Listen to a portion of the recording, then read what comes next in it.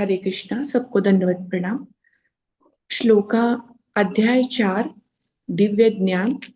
श्लोका 4.9 जन्म कर्म च मे दिव्य एवं यो वेत्ति तत्त्वतः त्यक्त्वा देहं पुनर्जन्म नैति मामेति सो अर्जुन। हे अर्जुन, जो मेरे आविर्भाव तथा कर्मों की दिव्य प्रकृति को जानता है, यह इस शरीर को छोड़ने पर इस भौतिक संसार में पुनः जन्म नहीं लेता, अपितु मेरे सनातन धाम को प्राप्त होता है।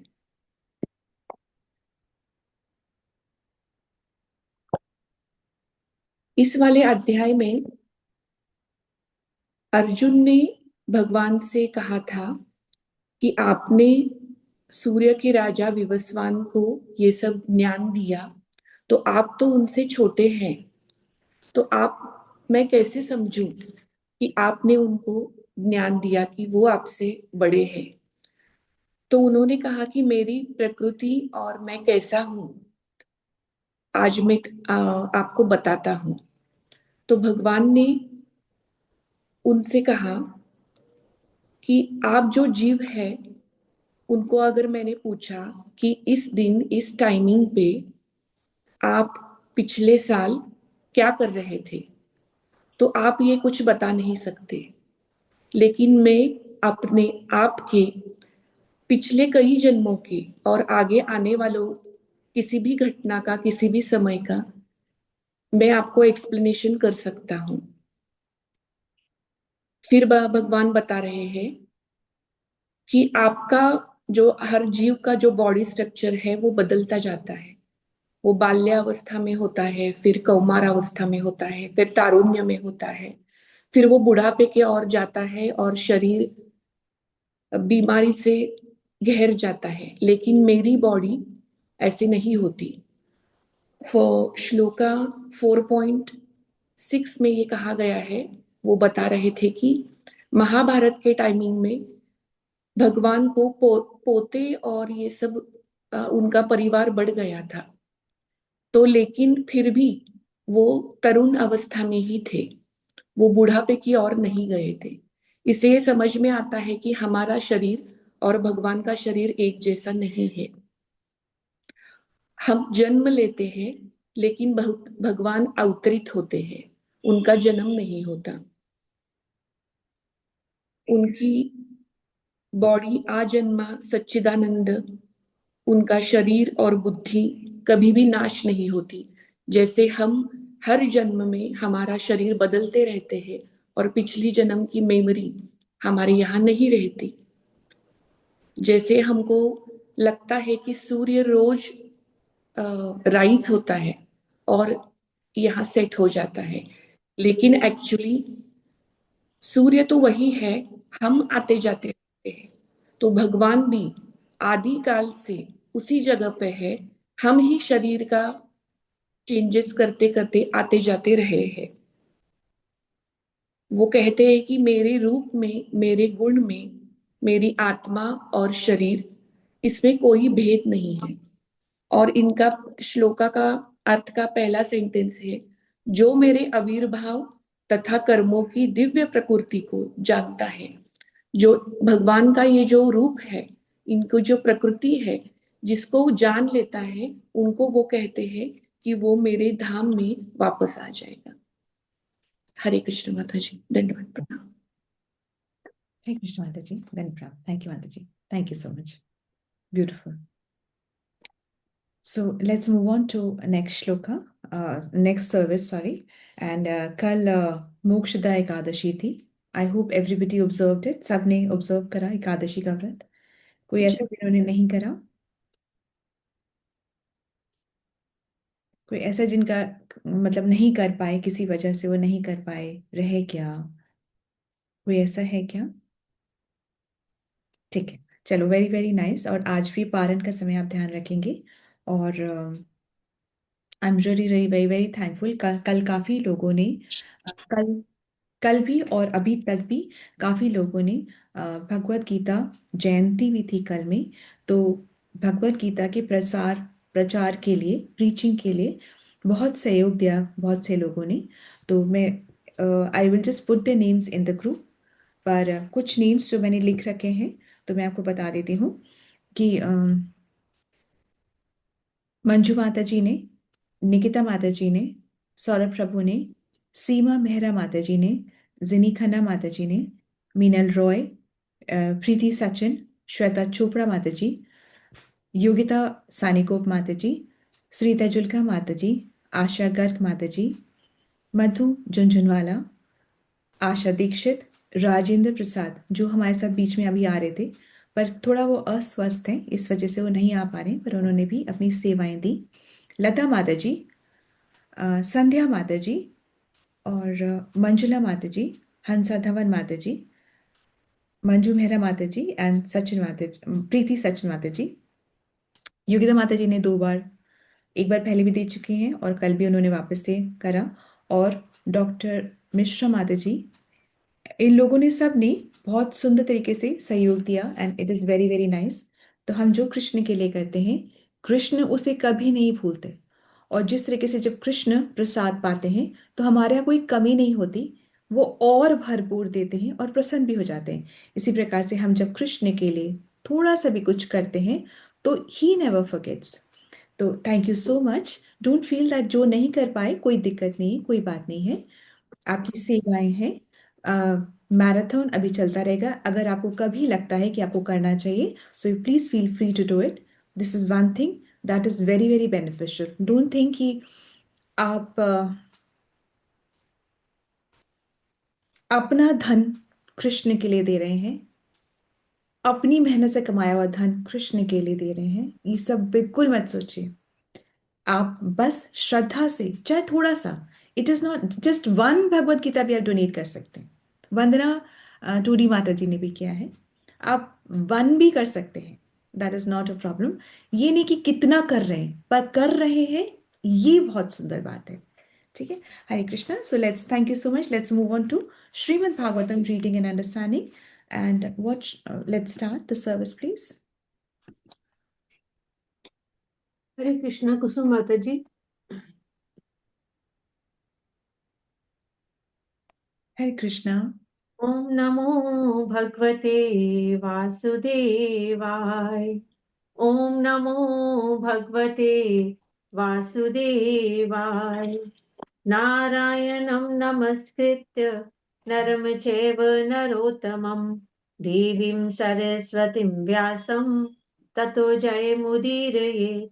नष्टप्रावेष्वभद्रेषु नित्यं भागवत सेवया भगवतुत्तम श्लोके भक्तिर्भवति नैष्ठिकी।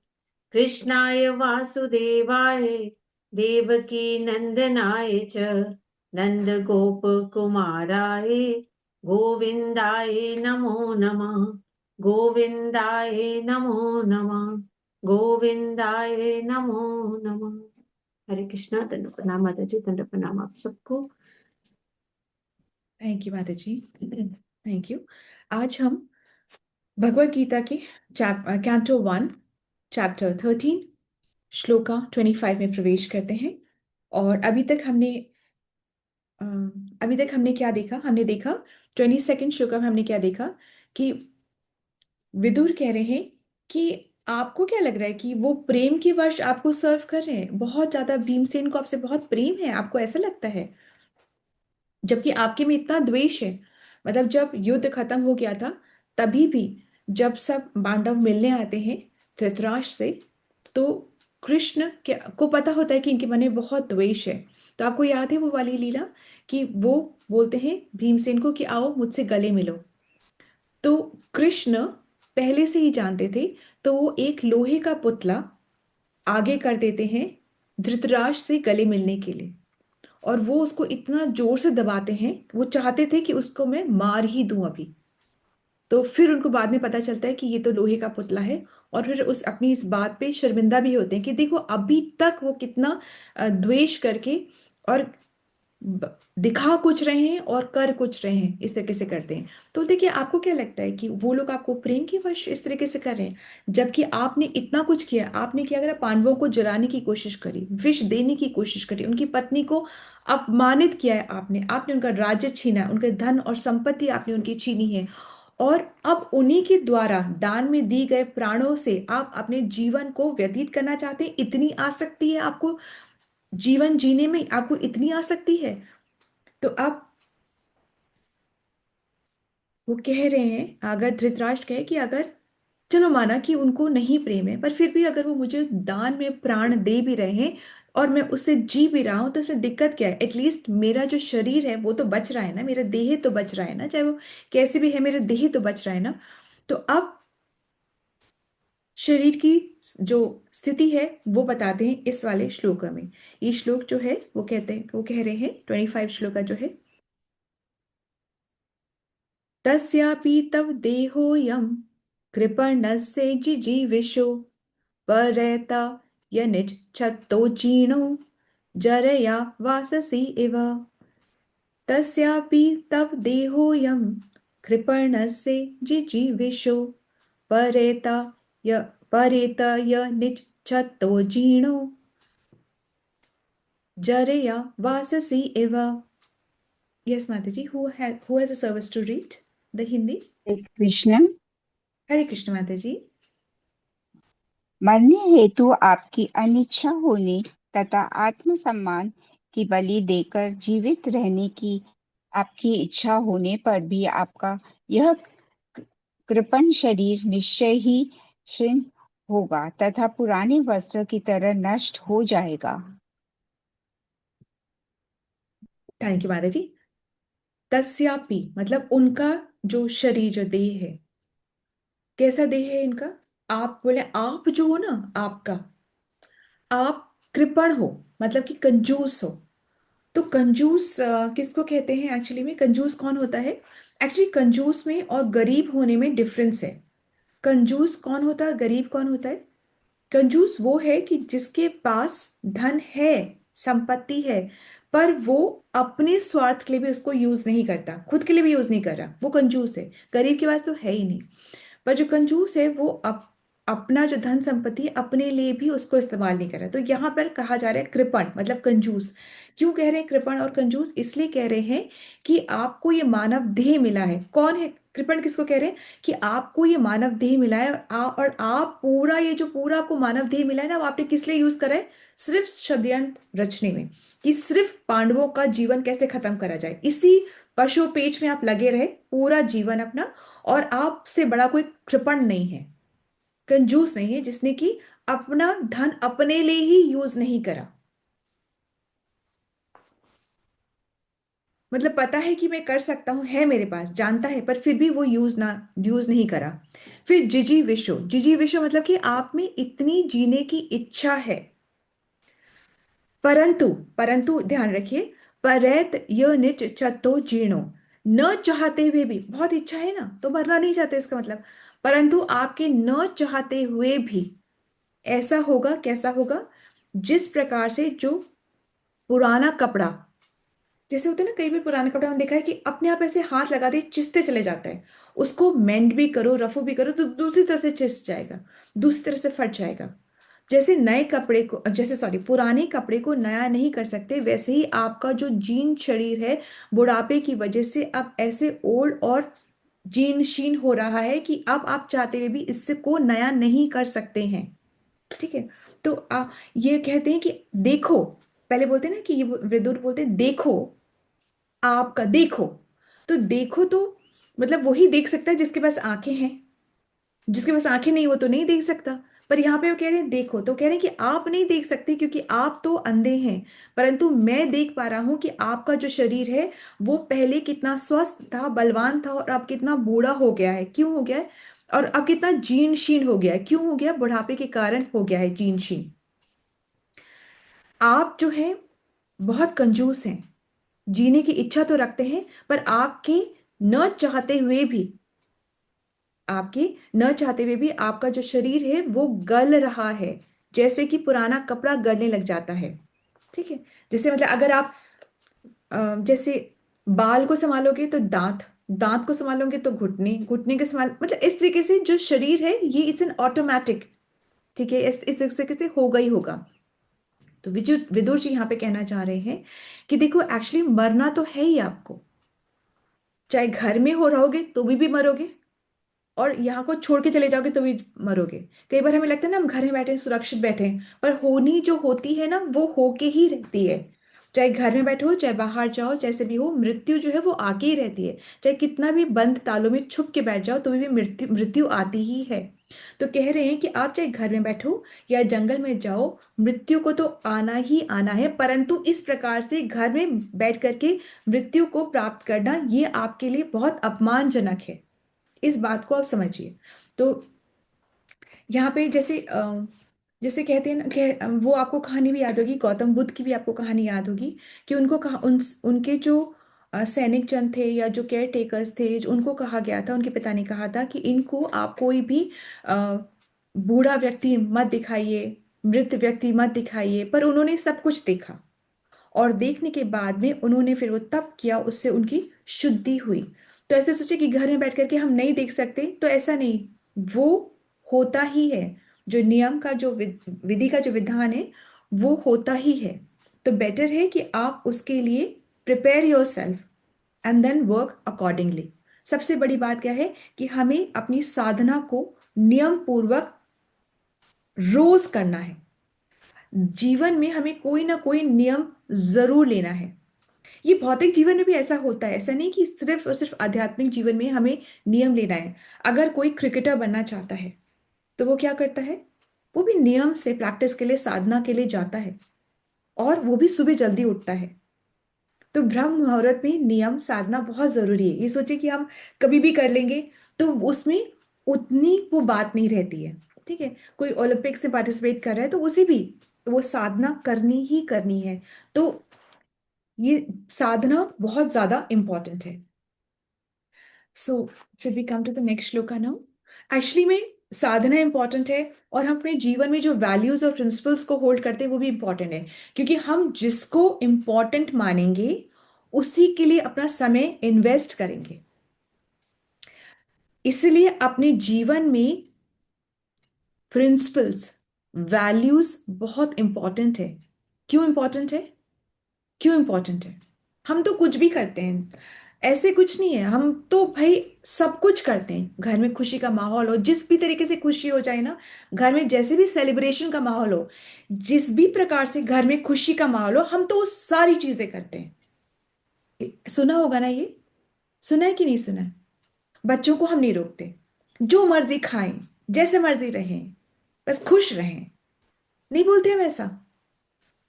तो इसलिए जीवन में वैल्यूज और प्रिंसिपल्स बहुत जरूरी हैं, क्योंकि हम जिन वैल्यूज को मानते हैं उन्हीं के लिए अपना टाइम भी हम इन्वेस्ट करते हैं। हम सब कृपण हैं, ऐसा कोई नहीं है कि हम कह सकते कि हम कृपण नहीं हैं। हम सब कृपण हैं, परंतु ये कृपणता को कैसे त्यागा जाएगा? जब हम भक्तों के संग में रहेंगे, तब हमें वो बुद्धि रहेगी कि हम कृपणता को त्याग दें। मतलब कि हम ये सोचें कि मानव जीवन जो है बहुत मुश्किल से मिला है, इसमें कंजूसी न करें, इसको हम अपने हित के लिए यूज करें। कंजूस कौन होता है? जिसके पास धन होता है पर फिर भी वो अपने लिए भी यूज नहीं करता, दूसरे तो छोड़ ही दो, अपने। तो कंजूस कौन है? जिसके पास ये मानव शरीर है पर फिर भी वो अपने लिए भी यूज नहीं कर रहा। Is that okay? ये कॉन्सेप्ट पर समझ में आ गया? कृपणता का कॉन्सेप्ट समझ में आ गया कि कृपण कौन है? आ गया? Yes no? जी माता जी। ठीक है, ठीक है, थैंक यू सो मच माता जी। ठीक है, अब धृतराष्ट्र कहते हैं कि भाई समझ में आ गया, तुम बहुत डांट लगा दिया हमको, बहुत उपदेश देते, तुमने बहुत लेक्चर दे दिया। अब तुम ये बताओ कि मैं क्या करूं, करना क्या है, करना कैसे है, मेरे लिए श्रेष्ठ कर क्या है? अब ये बताइए, दवा तो बताओ ना। बता दिया मैं बीमार हूं, अब बताओ दवा क्या है। तो अब 26 में आते हैं दवा के लिए। गत स्वार्थ में मम देहम विरतो मुक्त बंधना अविज्ञाता जर्ह्यत सवे धीर उदाहृता गत सर्वात् गत सो गत सुवार्थ में मम देहम विरतो मुक्त बंधना अविज्ञाता गतिर्जर्ह्यत सवेर्धीर उदाहृता। यस माता जी। धीर वह कहलाता है जो किसी अज्ञात सुदूर सुदूर स्थान को चला जाए और जब यह भौतिक शरीर व्यर्थ हो जाए तब समस्त बंधनों से मुक्त होकर अपने शरीर को त्याग दे। गत स्वार्थ मिमम देहम।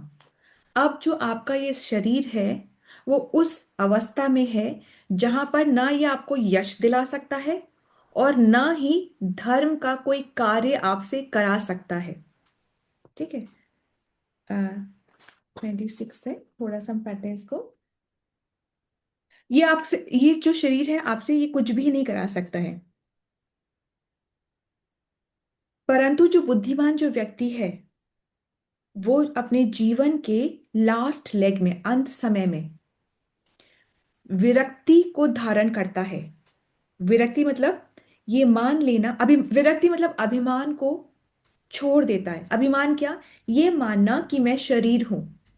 तो इसका यहाँ पर कहने का मतलब है कि कोई जो जिसने पूरा जीवन भक्ति नहीं करी, परंतु अंत समय में आकर के अगर तभी भी, even if he is not done for the entire life, पर फिर भी अगर अंत समय में आकर भी वो विरक्ति धारण कर लेता है, अभिमान, जो अपना अभिमान है उसको वो खत्म कर देता है, अभिमान से मुक्त हो जाता है। अभिमान मतलब क्या?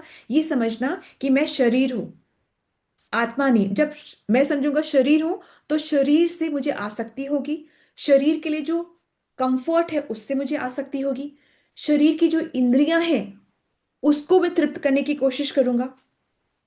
नहीं होता है कि बहुत ओल्ड एज में भी बिल्कुल ऐसा लगता है कि अम, इतनी आसक्ति होती है, लास्ट लेग में भी बहुत आसक्ति होती है। लगता है मेरे सारे मेरे पास हो, पास आ जाओ,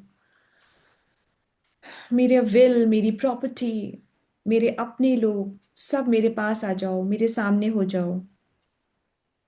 ऐसा नहीं लगता बहुत? और मुझे वो खाना है, तुम्हारे हाथ से मुझे वो खाना है, मुझे वो पीना है, कुछ चटपटा सा खाना है, कुछ कुछ भी। ऐसे नहीं होता? ऐसे होता है ना? एक्चुअली में जब अंत समय आता है ना, तब वहां पे आसपास भी किसी को नहीं रहना चाहिए, पर ये हम नहीं समझ पाते। ठीक है।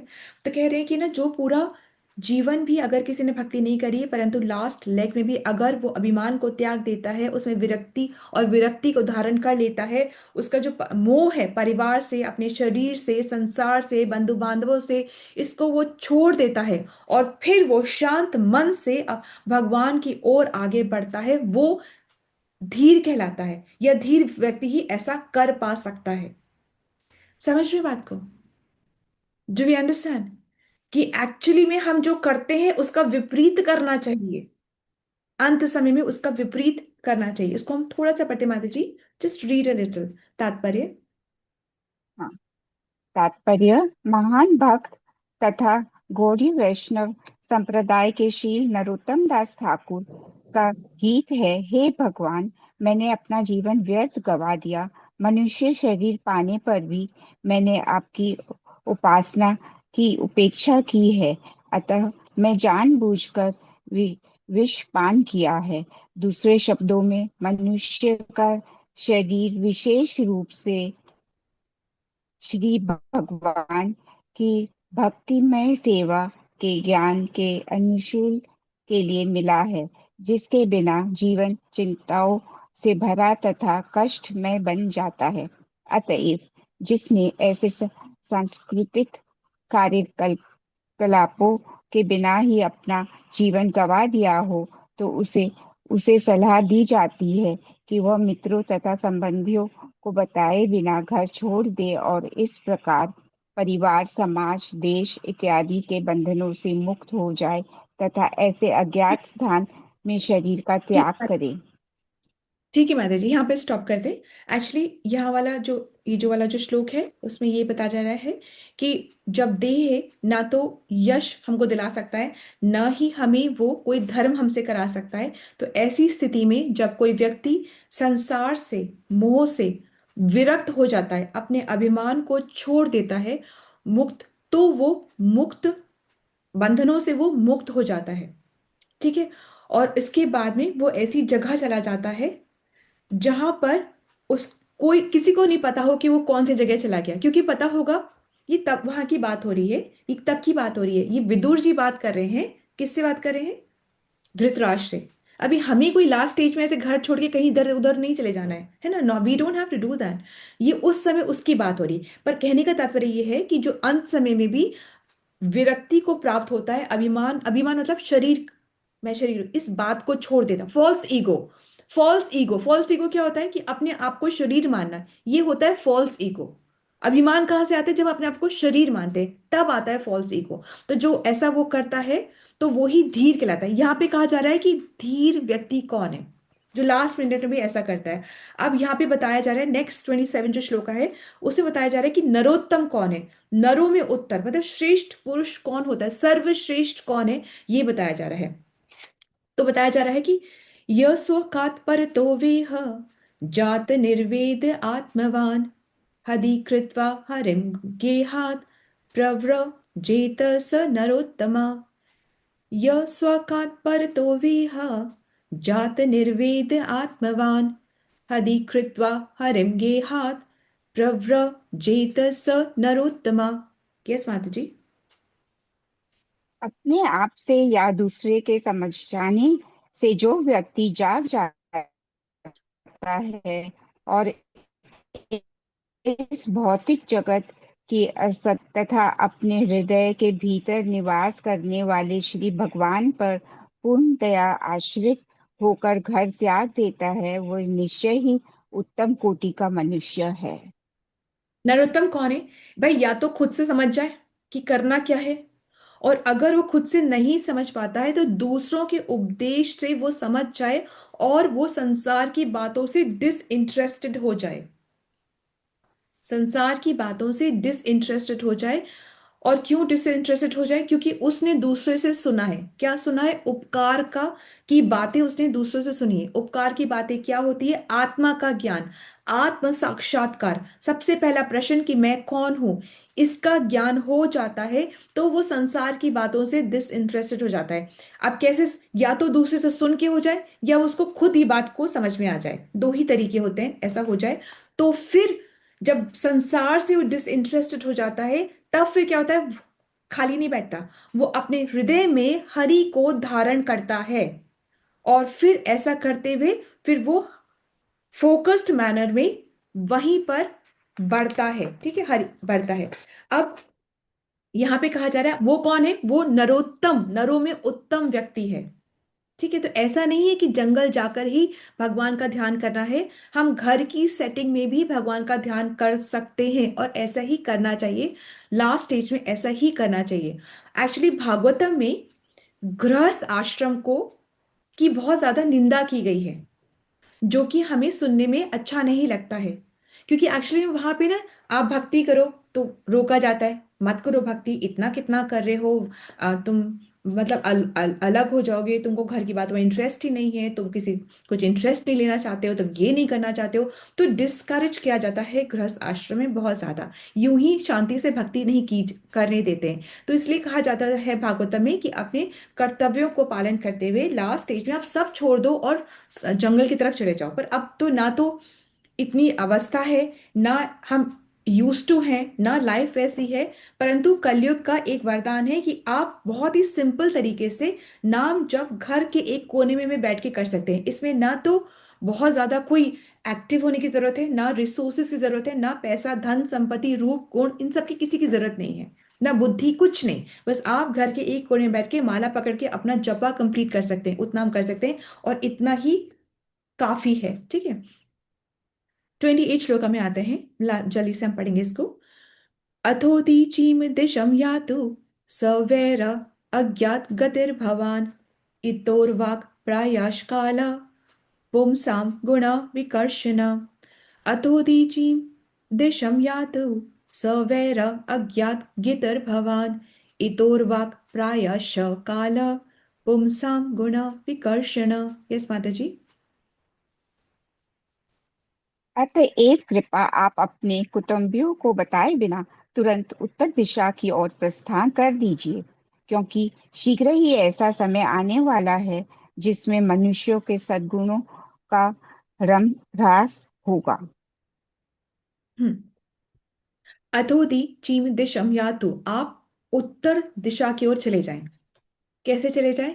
सवैर अज्ञात गतिर भवान, आप चले जाएं और जाने पर आपके अपनों को पता, ढिंढोरा मत पीटिए कि मैं जा रहा हूँ, okay okay, thank you so much, I bid you farewell, आपने जो किया मुझे माँ।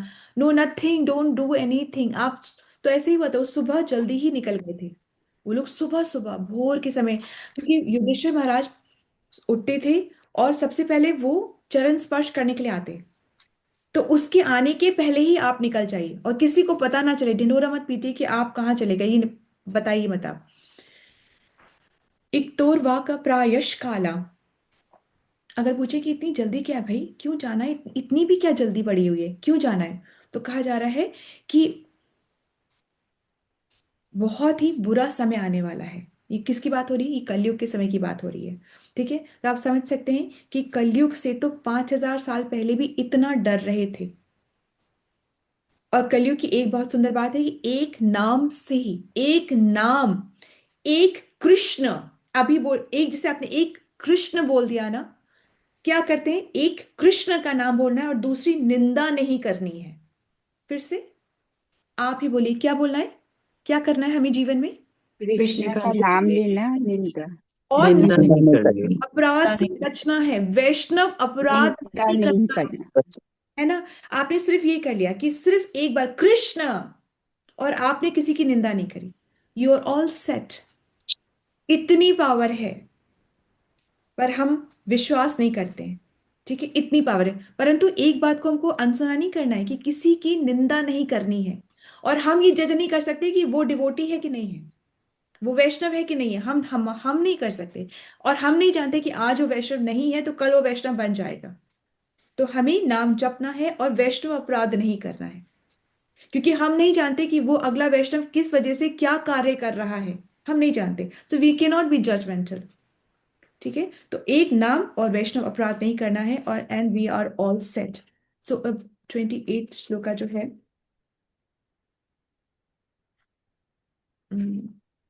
आदित्य जी छोटा सा हम इसको ही पढ़ लेते हैं। I will take the story tomorrow, it's a beautiful story which I thought I will, but we will take tomorrow. बहुत, यस माता जी। मनुष्य मनुष्य धीर बनकर या अपने संबंधियों को बताए बिना घर छोड़कर निराश जीवन का क्षतिपूर्ति कर सकता है। और महात्मा विदुर ने अपने अग्रज को अविलंब इस मार्ग को अपनाने की सलाह दी, क्योंकि कलयुग के शीघ्र ही आगमन होने वाला है। बद्ध जीव भौतिक संसर्ग के कारण पूर्व से ही पतित हुआ होता है, और कलयुग में तो मनुष्य के सद्गुण निम्नतम स्तर तक पहुंच चुके होंगे। ठीक उन्हें है, सलाह दी गई। यहीं पर स्टॉप करते हैं। कलयुग जो है बहुत बुरा है, परंतु उसमें एक बात बहुत अच्छी है। क्या अच्छी है? नाम जप। नाम जपने से नाम जप। सिर्फ और सिर्फ नाम जप के हम शुद्ध हो जाएंगे, इंसान बन जाएंगे, परम गति को प्राप्त कर लेंगे। यमराज छू भी नहीं सकता है। कहीं गारंटी है कि आपने इतने करोड़ अपने बैंक बैलेंस कर लिया तो आपको यमराज पकड़ नहीं सकता? आपने इतना आपने किसी का भला कर दिया, कुछ नहीं, कहीं कोई गारंटी नहीं। कौन गारंटी दे रहा है? कौन कौन गारंटी दे रहा है? कहाँ पर? कौन देवी देवता कौन गारंटी दे रहा है कि मेरा नाम लो और यमराज छू भी नहीं सकता? बताओ कौन गारंटी दे रहा है, बताओ। रावण ने भी देवी की उपासक थे, रावण से बड़े उपासक तो आप हो नहीं सकते, हम कोई हो नहीं सकता। तभी भी, तभी भी रावण ने शिव उपासक, मतलब देवी की पूजा करते, शिव के उपासक, तभी भी जब राम को मारना था रावण को, तो आया कोई बीच में? आया कोई बीच में? नहीं आते, नहीं आ सकते। सब कुछ दे सकते हैं पर लास्ट में परम गति नहीं दिला सकते। ठीक है, तो कोई ही नहीं कहता, कोई भी नहीं कहता कि मेरा नाम लो और फिर यमदूत छू नहीं सकते, परम गति मिल जाएगी, ऐसा कोई कोई नहीं कहता। सिर्फ और सिर्फ कृष्ण नाम से ये प्रॉमिस्ड है। और जब, जैसे जो गुरु होते हैं वो जो भी आपको एक बता देते हैं कि आप ऐसे करो and then I will take care. तो परंपरा से जो गुरु आ रहे हैं वो जो निर्देश देते हैं उनको फॉलो करना। आप जिस भी परंपरा को फॉलो करते हैं, जिस संप्रदाय को, 4 संप्रदाय, जिस संप्रदाय को फॉलो करते हैं, वहाँ के जो गुरु हैं जो कि परंपरा से हैं, उनको कंप्लीटली फॉलो करेंगे तो आपको परम गति है। और यहाँ पर क्या ब्रह्म माधव गौड़ीय संप्रदाय में क्या कहा जा रहा है कि सिर्फ और सिर्फ आपको क्या करनी है, 16 माला का नियम है। 16 माला का नियम है। हम कह रहे हैं कि अब हम 2 करें, 4 करें, इसको कहाँ तक बढ़ानी है हमने, 16 तक। पर सो ऐसे ऐसे नहीं कि हम एकदम से एक दिन हाइपर हो गए और हमने 16 तक बढ़ा दी, एकदम से नहीं। अगर बढ़ाई है तो उसको कंटिन्यू करना है, क्योंकि एक तरीके से ना हमको वैरागी, पता है आपको कितने तरीके के वैराग्य आते हैं हमको? हमको हमारे पास कितने तरीके के वैराग्य होते हैं? एक्चुअली ना 4 तरीके के वैराग्य होते हैं। एक होता है कि शमशान वैराग्य, वो क्या होता है कि हमने देखा, किसी की डेथ देखी, बहुत क्लोजली देखी और हमको वैराग आ गया और हमको लगा ये जीवन जो है वो तो किसी काम का ही नहीं है, क्या फायदा जीने का, क्या फायदा, मतलब इस तरीके से हमको वैराग्य आ जाता है, ठीक है। परंतु हम एक मील स्किप कर देते हैं या दूसरा मील स्किप कर देते हैं, परंतु फिर हम बहुत प्रैक्टिकल हो जा करके खाते भी हैं, पीते भी हैं, घूमते भी हैं, गाते सोते सब कुछ करते हैं। इसको कहते हैं शमशान वैराग्य। ये एक एपिसोड से हो जाता है कि ऐसा हो गया, आपने देखा और आपको वैराग्य आ गया, परंतु ये लॉन्ग लास्टिंग नहीं होता। दूसरा वैराग्य क्या होता है, मरकट वैराग्य। ये मरकट किसको बोलते हैं, बंदर को बोलते हैं। कि जैसे हमने किसी को नकल करके वैराग्य लिया, परंतु जब कोई हमारी चीज सामने आई तो हमने उसको वापस से एक्सेप्ट कर लिया। जैसे बंदर है, वो वैसे लग रहा है कि ये वैरागी बैठा हुआ है, उसको कोई मतलब नहीं है, ऐसे एक ही शक्ल बना के बैठा है, पर जहां उसके सामने कुछ भी आता है, मतलब फल है, फूल है, चश्मा है, कुछ भी आ जाता है तो लपक कर उसको खींच लेता है। तो इसको बोलते हैं मरकट वैराग्य। कि मतलब यूं हम वैरागी बने, किसी को अच्छा वो ऐसे करे हम भी करेंगे, तो हमने कॉपी करके हम वैराग्य कर रहे हैं, परंतु जब भी कोई भी एक सिचुएशन आती है तो हम भी बिल्कुल वैसे हो जाते हैं, ठीक है। मतलब हम वापस से नॉर्मल जैसे थे वैसे हो जाते हैं। एक होता है फल्गु वैराग्य। फल्गु वैराग्य मतलब कि सब कुछ मोह माया है, कुछ नहीं करना हमने, ये भक्ति भी मोह माया, ये पूजा भी मोह माया, ये बोलना भी मोह माया, सब कुछ मोह माया है। इसको बोलते हैं फल्गु वैराग्य। मतलब कि भगवान की दी हुई चीजों को भगवान के लिए भी यूज नहीं करना। Is that okay? कि भगवान की ही चीज, दी हुई चीजों को, ये तो सब मोह माया है, भगवान के लिए भी यूज नहीं करना। ये मायावादी ऐसे करते हैं, इसको बोलते हैं फल्गु वैराग्य। भक्तजन कैसे करते हैं? भक्तजन करते हैं युक्त वैराग्य। युक्त वैराग्य मतलब हर इमोशन, हर खुशी, हर रिसोर्सेज, हर सामान, हर टैलेंट, हर विद्या, हर इंटेलिजेंस, हर भावना, सब कुछ भगवान को। भगवान के लिए। इसको बोलते हैं युक्त वैराग्य। ऐसा नहीं कि मुझे कुछ नहीं, ये कंप्यूटर मुझे नहीं चाहिए, ये मुझे घर मुझे नहीं, अरे नहीं, सब चाहिए परंतु कृष्ण की सेवा के लिए चाहिए। ये लैपटॉप चाहिए पर कृष्ण का लेक्चर सुन ले, ये फोन अच्छे से अच्छा चाहिए जिससे कृष्ण का लेक्चर अच्छे से सुन सके, ये घर में ऐसा नहीं कि मेरे को एक लाइट से काम नहीं, मुझे प्रॉपर लाइटिंग चाहिए जिससे कि जब हम बात कर रहे हैं तो प्रॉपर लिट अप स्पेस हो, ठीक है। नहीं, मुझे सब चाहिए, नीट एंड क्लीन रूम चाहिए, वेल डिफाइंड सब चीजें चाहिए, परंतु कृष्ण की सेवा के लिए। I want to be well dressed up, why? Because to be able to sit nicely neatly in Krishna जो क्लास है उसके लिए, ठीक है। तो सब कुछ, नहाना है अपने लिए नहीं, कृष्ण की सेवा के लिए। तो सब कुछ, हम सब कुछ को फाइन ट्यून कर सकते हैं, इसमें बहुत डिफिकल्ट नहीं है, ठीक है। तो उसको बोलते हैं युक्त वैराग्य, और भक्तजन युक्त वैराग्य में रहते हैं, ठीक है। Sai Krishna, thank you so much for your patient hearing. Shri Prabhupada की जय, श्री व्यास देव की जय, श्रीमद् भागवतम पुराण की जय। आप सभी वैष्णव वृंद की जय। आप कुछ कहना, बोलना, सुनना या कुछ पूछना चाहते हैं? माता जी, मेरा एक छोटा सा क्वेश्चन है। जी माता जी। 2-3 आज रिलेटेड है इसलिए बात कर रही हूँ। माता जी, जैसे कई बार आपकी एज हो जाती है या आपको महसूस होता है कि अब मेरे जाने का टाइम आ गया है, तो ये जैन लोगों में वो एक संथारा ले लेते हैं, सब कुछ छोड़ देते हैं कि अब मैं खाना पीना नहीं, अब जब भगवान बुलाएगा। और जैसे हम भी अगर वो चीज सोचे और अपना नाम जपते रहे, तो क्या ये हमारे धर्म में, मतलब आप क्या सजेस्ट करेंगे इसको? जी, हमारे हमारे उसमें नहीं बोलते, ये नहीं बोलते ऑब्वियसली। आपको हर चीज से प्रेम भी नहीं है। हम्म। और हमारा क्या है, अब हम क्या है, युक्त वैराग्य में, दैट इज इट। हम जितना कर सकते हैं, अपने आप को हमें सबल रखना है, शरीर को जीर्ण शीर्ण नहीं कर देना है। हमें अपने आप को बलशाली, शक्तिशाली, सुडौल, सुंदर, फिट एज अ फिडल रखना है, so that we can serve Krishna. शरीर ही नहीं रहेगा तो आत्मा कहाँ रहेगी, और फिर आत्मा की शुद्धि कैसे होगी? तो ऐसे हमने नहीं करे माता जी, बट वी कांट से, हम उनके बारे में ज्यादा नहीं बोल सकते, संथारा लेते, ऐसा नहीं करना चाहिए। परंतु यस ऑफ कोर्स अपनी इच्छाओं को रिस्ट्रिक्ट करना चाहिए, टेस्ट बड्स को रिस्ट्रिक्ट करना चाहिए, ये तो। और वैसे प्रसादम तो हम पहले भी बोलते हैं ना, प्रसादम तो हमें ही खाना है। भक्तों द्वारा बना हुआ शुद्ध जो भोग होता है वो बनना चाहिए, और फिर वही हमें प्रसाद रूप में पाना चाहिए।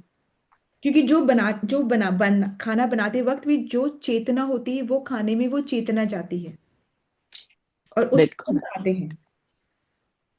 तो जितना मतलब हमको हमेशा होता है कि हमको बेस्ट पता होना चाहिए, और फिर हम जितना जितना कर सके उतना करते हुए उसी में सेटल नहीं हो जाना, हमें अपने आप को आगे बढ़ाना है। ये नहीं सोचना कि हाँ हम इतना ही कर सकते हैं, नहीं, we should know the best, and every day we should push push ourselves to the best. बस ये है। जी माता जी। ठीक है। क्योंकि ऐसे सुना था तो मतलब एक बार तो मन को बड़ा अपील किया अरे, कि भाई नहीं आते। आपकी इतनी, जब आपको लगता है कि अब बहुत एज हो गई, बहुत भोग लिया है, तो वो मतलब मन में ऐसे, और आज आपने उससे से रिलेटेड बात की तो मैंने कहा चलो आपसे पूछा। प्रभुपाद जी लास्ट ब्रेथ तक वो रिकॉर्डिंग कर रहे थे, अगर आपने कोई फोटो देखी हो। प्रभुपाद जी हम्म, लास्ट अपनी आखिरी सांस तक लेक्चर रिकॉर्ड करवा रहे थे, on the last death bed पे थे तब तक वो लेक्चर रिकॉर्ड करवा रहे थे, लास्ट तक। वृंदावन में उनका बेड, उन सब कुछ है वहां पे जहाँ वो लेक्चर रिकॉर्ड कर रहे थे लास्ट तक। तो हम कौन है माता जी? हमको वही करना है जो गुरु जैसा कर रहे हैं, हमको वैसे ही फॉलो करना है। We don't have to copy that, but we have to follow what he is asking us to do. जी हरे माँ। कृष्णा माता हरे जी, कृष्णा, दंडवत दंडवत प्रणाम। प्रणाम। Then Pramod. हरे कृष्णा माता जी, दंडवत प्रणाम। वैराग्य को आपने बहुत ही सुंदर व्याख्या की है। मैं परसों चौथ एक किसी का, ये जैन जो साध्वी बन जाती हैं उसके बारे में एक पढ़ रही थी। तो उसमें वो एक लड़की आईएएस बन के, और उसने वैराग्य मतलब ले लिया। तो फिर उसके जो कमेंट्स थे, मैं वो पढ़ रही थी। बहुत सारे लोग उसको मतलब बहुत नेगेटिव कमेंट्स दे रहे थे कि एक तो क्योंकि उसके मम्मी पापा भी रो रहे थे, मतलब जो भी रिश्तेदार भी रो रहे थे, क्योंकि जिसका जिसका जितना आसक्ति थी पढ़ाने में, बड़ा करने में, वो सब उतना उतना दुख मना रहे थे। तो मुझे लगा कि मैंने एक्चुअली कभी देखा नहीं है साक्षात, तो उसके कमेंट्स पढ़ रही थी मैं कि लोगों के क्या रिएक्शन है। तो वो सब यही कह रहे थे कि देखो, अगर ये आईएएस बन गई है तो इसको जन सेवा करनी चाहिए थी। अगर अपना जीवन ही वो लगाना था इसमें साध्वी में बन के, तो देश की सेवा कर सकती थी, अच्छे चीजें सिखा सकती थी सोसाइटी को। तो अब यहाँ पे बिल्कुल वही चीज समझ में आ रही है कि हमारे इसमें वैराग्य को कितना ही सुंदर आपने बताया। ये ज्यादा हर हालत में ये ज्यादा अच्छा वैराग्य है कि आप समाज में रह के और सब परिवार में रह के भी अपने जीवन को सुधार सकते हो। बहुत बहुत धन्यवाद माता जी, धन्यवाद। हरे राधा जी ने कृष्ण। बताया था ना, राधा माता जी ने बताया था कि वैराग्य मतलब विशेष राग किसी के प्रति। किसके प्रति? कृष्ण के प्रति विशेष राग, तो ये उन्होंने बताया था। तो जितनी इंटेलिजेंस है, use it for Krishna, to serve Krishna. IAS level, use it to serve Krishna. मतलब ये थोड़ी ना कि दिमाग बंद ही कर दिया, तो use it to serve Krishna. तो भक्ति एक्चुअली कुछ छोड़ने का नाम नहीं है, जोड़ने का नाम है। तो भक्ति माता ऐसे। जी, पर माता जी उन्होंने भी किया तो अपने इष्ट के लिए ही, मतलब वो महावीर जी के लिए ही किया उन्होंने, तो किया तो इसलिए उन्होंने भगवान के लिए ही। तो हम उनको तो गलत नहीं गलत कर। तो वो भी नहीं हो सकते ना। माता जी गलत वो नहीं है, पर तभी मैंने कहा हमें वो करना है जो हमारे गुरु हमें निर्देश दे रहे हैं। यदि से तो हम उस परंपरा में होते तो हम उनको फॉलो करते, तो गलत वो भी नहीं है। मतलब परंतु उनके गुरु ने ही उनसे ये करवाया होगा। एब्सोल्युटली, मतलब बिना गुरु के सानिध्य के, उनके गाइडेंस के बिना हम नहीं करते।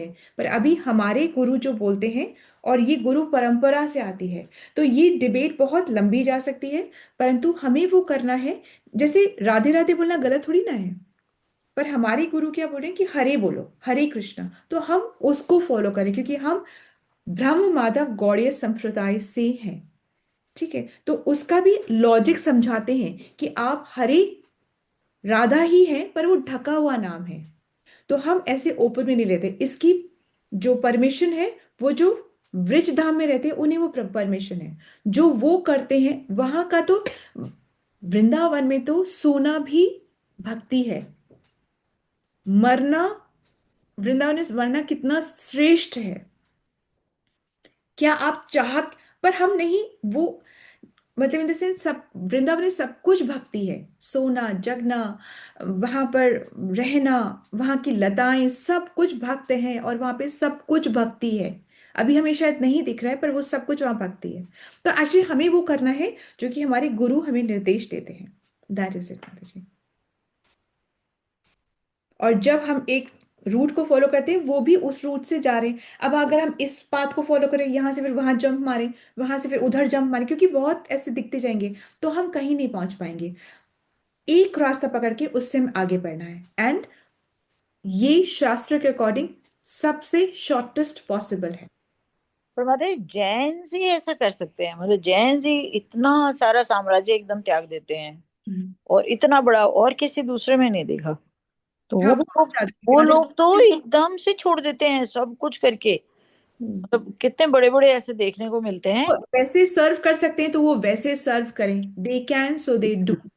हियर वी जो जैसे हम कर सकते हैं फिर वैसे करें। वो तो जैसे चल चल के जाते हैं, प्रवचन के लिए भी चल चल के जाते हैं। तो but we say that you use the best mode of transportation. मतलब एक बार बहुत कोई बहुत बड़ी गाड़ी थी, उसमें से प्रभुपाद जी निकले। तो उनसे उनसे पूछा गया कि आप तो कहते हैं आप तो वो हैं ब्रह्मचारी हैं, आप ना मतलब आप तो सन्यास ले लिया आपने, सन्यास आश्रम मतलब सन्यासी हैं, और आप इस तरीके से इतनी बड़ी बड़ी गाड़ियों में चलेंगे। तो बोलते हैं, ये मैं तो चाहता हूँ हेलीकॉप्टर में, मेरा खुद का हेलीकॉप्टर में मैं जाऊं जिससे कि मैं मैक्सिमम प्रचार कर सकूं। तो बाहरी क्या हम त्यागते हैं, क्या हम अपनाते हैं, उससे नहीं, अंदर से हम क्या ट्रांसफॉर्म्ड हैं, कितना ट्रांसफॉर्म्ड है, दैट मैटर्स। तो कलयुग का भगवान यही सबसे सही है ना, भगवान कलयुग की में यही सबसे सही है ना। है ना माता जी। हाँ, तो भगवान की सेवा में हम कैसे सब कुछ लगा सकते हैं ये हमारे चित्त पे डिपेंड करता है। और चित्त की शुद्धि कब, नाम जप से होती है। ये आइडियाज कैसे आ जाते हैं, कैसे आते हैं, कौन आपको गाइड कर रहा है कि ये करो या ये मत करो? जब चेतना की शुद्धि होती है, मतलब भगवान तो ऑलरेडी बैठे हैं, परंतु माया की इतनी कवरिंग है कि वो बेचारे कुछ बोले भी तो सुन कौन रहा है। तो जब ये कवरिंग हटती है, तब जो यहाँ से आवाज अंदर से आ रही है उसको हम सुनते हैं। और सुनने के बाद भी सुनते तो बहुत है, पर उसको फॉलो करना भी फिर और शुद्धि होती है, तो हम फॉलो कर पाते हैं। राइट माता जी। तो हमारे लिए तो यही सही है, तो हम इसको ही फॉलो कर सकते हैं, उतना तो। माता जी, हमारे कृष्ण भी इतने सजे सवरे इतने सुंदर लगते हैं, इतना श्रृंगार होता है, उतनी ज्वेलरी होती है, तो हमें भी उनके लिए सज सवर के रहना चाहिए। एब्सोल्युटली माता जी, बिल्कुल बिल्कुल, बहुत अच्छा, बहुत अच्छा होना चाहिए। तो आप सोचो आपने बच्चों को खूब ड्रेसेस खूब सब कुछ दिला के रहो, फिर वही फटे कपड़े पहन के आ जाए तो कितना दुख हो कि क्या कहाँ कमी रह गई, क्या हुआ, क्या हुआ, कैसे क्या हो गया। तो आपको डाउट होता है ना, सो इसलिए नहीं। और वही बच्चा एकदम बिल्कुल साफी ड्रेस्ड है, बिल्कुल नीटली ड्रेस्ड है, और कहीं जा रहा है तो भी इम्प्रेशन, तो आपको भी ऐसा लगता है कि हाँ चलो ठीक है, सही हुआ ये। ऐसे ही कृष्ण, जी। आप कहीं ऐसे फटियाल पहुंच जाओ, रो रहे हो ये कुछ नहीं मिला है, तो कृष्ण को लगता है कि जी doesn't like it, so that means. माता जी, हमारे एक ग्रुप में ना, सॉरी टाइम ले लिया, मेरे मेरे मिलने में बहुत जैन लोग हैं। जब उनसे बात करते हैं ना, तो मुझे कई बार इतना गिल्ट फील होता है कि मतलब छोटी छोटी चीजों में, जैसे आप कहते हैं घर अच्छा रखो, ये रखो, जितना भी रख सकते हैं, जो भी अपना लेवल है। तो जब उनसे मिलते हैं तो तुझे बड़ा शौक है, तो ये विरक्ति कर लेनी चाहिए, तो मतलब कभी कभी इतना आपको क्या करना है ऐसे में, ऐसे थोड़ा सा स्माइल कर देना। स्माइल करके वही आपका कि युक्त वैराग्य रखते हैं हम, तो उनसे वही आप बात करते हैं। हम तो रोज समझते हैं फिर रोज भूलते हैं, तो हम बिल्कुल। नहीं जा सकते। हमारी अभी बहुत कोमल है धरती, अभी बहुत छोटी। तब जब आपके 6-8 लोग आपके आसपास वही लोग हों, और आप उनमें एक अकेले होते हैं ना, तो कभी कभी, वैसे भी मैं इतना बोल नहीं पाती ना, तो कभी कभी मन में आता है, पर फिर धीरे धीरे अपना जब जाप करते हैं तो बैक टू अपनी उस पे पहुंच माता जाते जी, हैं। माता जी पर वो सीता माता जी, थोड़ा, आप कृष्णा प्रचार करिए ना उनके पास, जैसे वो आपको कहते हैं, आप कृष्णा की अच्छी अच्छी बातें उनको भी बताइए ना। नहीं बताती हूँ, पर वो कहते हैं ना कि मेजोरिटी आपके आसपास वैसे लोग होते हैं ना, तो आपकी आवाज थोड़ी दब जाती है। वैसे भी मैं ज्यादा बोल नहीं पाती, पर अपनी कोशिश करती हूँ जितनी भी बात करें। पर वो इतने मतलब स्ट्रांग है, उनका भी नेचुरली, हम अपने उसमें है, वो अपने उसमें है। माता जी क्रिश्चियन फैमिली है, एक क्रिश्चियन फैमिली में पेशेंट है, और वो ना 25 लोग हैं, और वो ना कई बार मेरे पास लाती हैं, जो जो उनके सबसे पहले वो पेशेंट दिखाने आती है, तो साथ में ये भी कह के लाती हैं कि देखना आप डॉक्टर ना थोड़ी देर बाद में इस पे आ जाएगी, फिर ये डॉक्टर ऐसे बोलेगी, फिर ये ऐसे बोलेगी। और वो पेशेंट लेके आई और नेचुरली ऐसे हुआ, तो फिर दोनों आपस में करके और हंसने लगी। तो मैंने कहा, मैं आप हंस रहे हो, ये बहुत ही अच्छा लग रहा है मुझे, क्योंकि इसका मतलब आप पे कृष्ण का असर तो हो रहा है। तो मैंने कहा, आप वापस कन्वर्ट हो जाओ ना, नाम तो आपका निकिता है, और आप काम सारे वो क्रिश्चियंस वाले कर रहे हो, तो आप वापस आ जाओ कृष्ण भक्ति में, देखो आपको अट्रैक्ट कर रही है, इसीलिए तो आप बार बार सबको पकड़ पकड़ के मेरे पास ला रही हो। तो कहती है, मैं आज इसको ये कहता है। तो फिर वो वाकई में ये बोलने लगी कि हाँ, मैंने इसको ये कहा था कि देखना डॉक्टर 5 मिनट बाद इस पे आ जाएंगी। अरे जी बताइए, Jesus Christ also came to Puri, वो भी पुरी आए थे, वो भी पुरी आए थे, एंड ये भी he is the son of God. उन्होंने ये नहीं कहा ना I am God, he is the son of God, he says I am the son of God. और वो भी पुरी आए हैं, इसके प्रमाण हैं कि वो पुरी आए हैं। तो इतना रिच है हमारा कल्चर, इतना रिच है हमारी फिलॉसफी, इतना फॉर्चुनेट है हम कि हम इंडिया में हैं, और इतने फॉर्चुनेट है वो लोग जो कि पूरी भी दर्शन के लिए जा सकते हैं, जबकि पर पूरी दादाजी जो कन्वर्ट हो गए ना, उनको वो बहुत अजीब से हो जाते हैं। कन्वर्ट मतलब हो जाते हैं। हाँ, हाँ, वो ना थोड़ी सफरिंग होके कन्वर्ट हुए होते हैं। बोलना चाहिए कि आप जहां हो ना, आप वहीं से करो। डोंट ऐसे बिविल्डर्ड मत रहो। आप जहां हो, जो आपको लगता है उसी में आगे बढ़ो, उसी को ठीक से करो, आप उसी से ही आप आगे बढ़ जाओगे। यू विल रीच, कहीं तो पहुंचो, मतलब कोई तो रास्ते पे खड़े हो जाओ, जिस भी रास्ते पे होना चाहते हो उस रास्ते पे खड़े हो जाओ। तो जो भी आपको कृष्ण से प्रेम करना सिखाता है, उस रास्ते पे खड़े हो जाओ, आप पहुंच जाओगे। है ना? जो भी आपको कृष्ण से प्रेम करना सिखाता हो वहां, चाहे फिर आपको एस्ट्रोलॉजी क्यों ना पढ़नी हो, वहां पे भी अगर आपको कृष्ण से प्रेम हो रहा है या सिखाया जा रहा है, तो फिर वहीं चल दो, कोई दिक्कत नहीं है। हरे कृष्णा। माता जी, अ, मेरे को एक क्वेश्चन पूछना था। अभी जैसे आपने बताया कि जब क्रिटिकल होते हैं तो हमें आसक्ति नहीं रखनी चाहिए, आपके मिलने वाले भी साथ में नहीं रहने चाहिए। हम्म। जैसे कभी कोई अगर बीमार हो, कोई क्रिटिकल कंडीशन में हो, तो हम लोग कहते हैं ना कि जाते जाते भगवान का जप करना चाहिए, लेकिन आईसीयूज में ये सब तो अलाउड नहीं होता है हम्म। ऐसे। तो हम्म। कोई वेंटिलेटर पे है या कोई ऐसे है, तो उस कंडीशन में हम क्या क्या चीजें करें जिससे कि अ, मतलब वो पेशेंट जो क्रिटिकल है उनको कृष्णा जी की प्राप्ति हो। माता जी ना, एक्चुअली में जो भी कुछ हो रहा है वो बॉडी के साथ हो रहा है ना? आत्मा फिर भी चाह रही है कि कोई मुझे कहीं से सुन जाए, भगवान का नाम मुझे सुन जाए कहीं से। सो बेस्ट तो यही होता है कि अगर आप छोटा सा कोई जो आता है ना, थोड़ा सा छोटा, with permission, with due permission, अगर आप रिकॉर्डर कुछ रख सकते हैं उनके पास में, तो इट्स ऑलवेज नाइस, क्योंकि उसको एहसास, मतलब द जो आत्मा होती है ना, सोल, वो फिर भी अवेयर होती है। ये सब कुछ वेंटिलेटर पाइप्स जो भी लगते हैं वो शरीर में लगते हैं, आत्मा फिर भी अवेयर होती है। तो किसी भी तरीके से हम उतना कर सकते हैं कि कुछ उसके कान में चलता चला जाए। कान जो होते हैं लास्ट तक एक्टिव रहते हैं, कान जो होते हैं लास्ट तक एक्टिव रहते हैं। फर्स्ट एक्टिव होते हैं, वूम में एक्टिव हो जाते हैं, और लास्ट तक एक्टिव रहते हैं, कुछ वो सुन जाए, इतना हम कर सकते हैं माता जी। ठीक है, ये इसके लिए इंडिया में तो फिर भी पॉसिबल है ना, अपनी सेटिंग हम कर ही लेते हैं इंडिया में, तो इसलिए इंडिया में ये सेटिंग पॉसिबल भी है। हरे यस कृष्णा माता जी। माता जी, हरे मुझे कृष्ण। वो आज आपकी वो स्टोरी याद आ गई। माधु जी, हम जो पहुंच जाए अभी ना, आप लोगों के हस्बैंड्स आ जाएंगे और आपकी फिर पिटाई होगी, तो फिर आप मुझे प्ले मत करिएगा। और हम बहुत लेट हो चुके हैं, ठीक है ना? So Madhu ji, can we park the story for tomorrow, if you, with your due permission? Anita माता जी, आप चले गए क्या? नहीं माता जी, कोई बात नहीं, इट्स हाँ, हम ओके। लोग कल अब करें, मैं कल। कल बताऊंगी। ठीक है नहीं माता नहीं, जी। वो स्टोरी आपको सबको दोबारा सुनाइएगा, क्योंकि वो बहुत ही इम्पैक्ट डालती है और practically I realise that so many times. तो कौन आप प्लीज दोबारा सुनाइएगा वो स्टोरी। कौन और बहुत अच्छी स्टोरी है वो, और इस कंसर्न में वो अप्रोप्रिएट बैठती है। कौन सी है जी? स्टोरी कौन सी है? माता जी, वो जो एक बार आपने एक लेखिका की स्टोरी सुनाई थी कि वो उसकी डेथ हो गई थी और उसको सपने में फिर वो डॉक्टर ने किसी न्यूज़पेपर के बारे में बात करी थी, और फिर उन्होंने अपने सिस्टर ने न्यूज़ पढ़ के सुनाई ओके कि वहां ओके। पे हाँ यस माता जी, ठीक है। बांग्लादेश में वो अंडरस्टैंड माता जी, यस माता जी, ठीक है ठीक है। वो माता जी, किसी से है ना कि कान उसके जीवित थे, तो उसने सुन लिया नाम और वो वापस से जीवित हो गई। तो ठीक है माता जी, ठीक है। That is the story I remind you. It's a true thank you, Hare story, Krishna. माता जी। Thank you so much, yes Hari. माता जी। Let's quickly move on to Mangal and let's end the session. हरे कृष्ण, सभी को दंडवत प्रणाम। मंगल ध्वनि। जय ओम Vishnu पादाय divine grace AC भक्ति वेदांत स्वामी शीला प्रभुपाद की जय। नामाचार्य भक्ति सिद्धांत सरस्वती ठाकुर गोस्वामी महाराज की जय। अनंत कोटि वैष्णव वृंद की जय। नामाचार्य शील हरिदास ठाकुर की जय। श्री श्री राधा माधव की जय। श्री श्री पंच तत्व की जय। श्री जगन्नाथ सुभद्रा बलदेव की जय। श्री प्रहलाद नरसिंह भगवान की जय। श्री तुलसी महारानी की जय।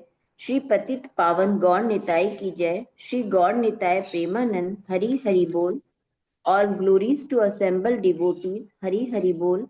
All glories to Guru, Shri Guru and Gauranga, Hare Krishna. All glories to Srila Prabhupada, Hare Krishna. प्रेम से कहो श्री कृष्ण चैतन्य प्रभु नित्यानंदा, श्री अद्वैत गदाधर श्रीवासादि गौर, राधा कृष्ण गोप गोपीनाथ, राधा कुंड श्याम कुंड, गिरि गोवर्धन, ब्रजभूमि, वृंदावन धाम, वृंदावन धाम, चंद्रोदय मायापुर, नवदीप धाम की जय। राम सीता लक्ष्मण हनुमान की जय। गंगा माई यमुना माई की जय। ट्रांसेंडेंटल बुक डिस्ट्रीब्यूशन की जय। महाप्रसादम की जय। हरि नाम संकीर्तन की जय। वांछा कल्प तरुभ्यश्च कृपा सिंधुभ्य एव च पतितानां पावनेभ्यो वैष्णवेभ्यो नमो नमः। हरे कृष्ण माता जी, thank you for serving. Hare Krishna. Let's all join our hands and pray to Krishna and seek his blessings so that we can all become sincere devotees and do our chanting offenselessly. Hare Krishna. Let's all join our hands and pray to Krishna and seek his blessings to bless all those who are suffering from any kind of ailments to recover faster. Hare Krishna. Let's all join our hands and pray to Krishna and seek his blessings for the strength that we need for our spiritual growth. Hare Krishna, Krishna Krishna, Hare Hare, Hare Rama, Rama Rama, Hare Krishna. Then from also let's join our hands and pray for Shruti Mataji's Prabhuji. He's turning 50 this today, and they have gone for Dwarkadish Darshan. So let's all pray for him. Hare Krishna, Krishna Krishna, Hare Hare, Hare Rama, Rama Rama, Hare Hare. Hare Krishna. Then from, thank you so much for your presence and your participation. Krishna willingly, we will meet tomorrow. Thank you so much, everyone. Thank you, Nandini Mataji. Thank you, Nanda Mataji. Thank you, Yogita Mataji, Meeta Mataji. Thank you, Sonika Mataji, Mishra Mataji. Hare Hare Krishna Krishna, माता जी, दंडवत हरे प्रणाम दंडवत कृष्णा माता प्रणाम जी। माता माता जी, जी, दंडवत दंडवत प्रणाम। प्रणाम माता हरि जी। ओम। कृष्णा माता जी, दंडवत प्रणाम। हरे Rita Krishna. Mataji, thank you. Hansa Mataji, दंडवत Mataji, माता जी, दंडवत प्रणाम। दंडवत प्रणाम माता जी। Thank you. Hare Krishna. Hare Krishna, Hare Krishna. Hare Krishna.